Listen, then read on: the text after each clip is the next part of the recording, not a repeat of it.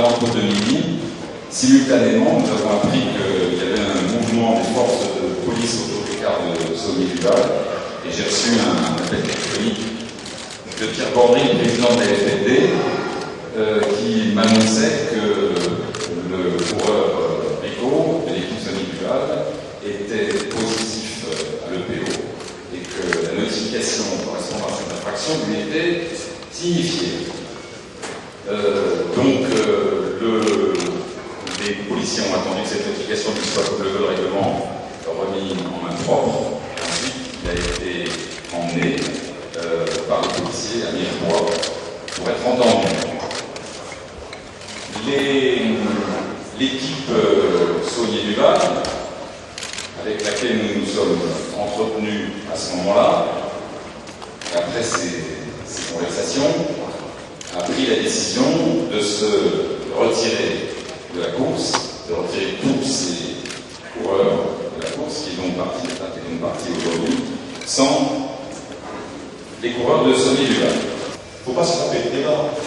Le débat, c'est le dopage dans le sport, et au-delà de ça, les dérives de la société. Il ne s'agit pas de taper sur le Tour, qui est un monument de la France, et un monument à vertu sociale. En revanche, oui, lutter avec détermination contre ce qui fait tant de mal au sport, pas seulement au sport cycliste, à toutes les disciplines, où l'on ne cherche pas nécessairement la même manière qu'on se voit sur le Tour de France. L'ennemi, c'est le dopage. C'est pas d'aucune manière la discipline sportive, mais encore moins l'événement. On a besoin que ce sport retrouve sa crédibilité. Et pour que ce sport retrouve sa crédibilité, il faut que la suspicion soit chassée. Et pour que la suspicion soit chassée, il ne faut pas qu'il y ait de tricheurs au départ de nos épreuves. Après, on aura toujours, parce que c'est malheureusement le reflet de la vie, il y a toujours des gens qui ont envie de tricher, envie de contourner le règlement. Je ne vois pas pourquoi est-ce qu'il n'y en aurait pas dans un peloton de coureurs cyclistes. Mais il faut que ce soit des cas isolés, rares, de manière à ce que vous, comme nous, n'ayons pas en permanence ce point d'interrogation au-dessus de la tête.